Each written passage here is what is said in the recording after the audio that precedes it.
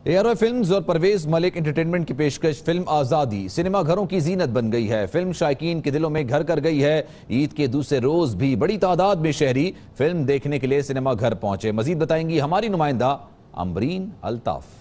जी देखिए, बिल्कुल ईद के मौके पर फिल्म आज़ादी ने जो है वो धूम मचा दी है। शायकीन की बड़ी तादाद जो है वो सिनेमा घरों का रुख कर रही है।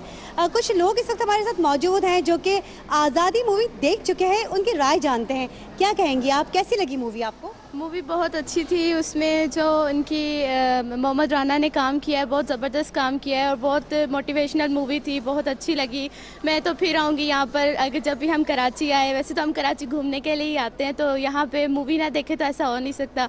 बहुत मज़ा आया यहाँ पे। आपको कैसी लगी मूवी आज़ादी? मुझे बहुत अच्छी लगी आज़ादी। मेरा दिल करता है कि आज मैं दोबारा देखूं। आने वाले शायकीन जो मूवीज़ लवर्स हैं वो अभी जो उनका फोकस है वो टोटली आज़ादी मूवी के ऊपर है।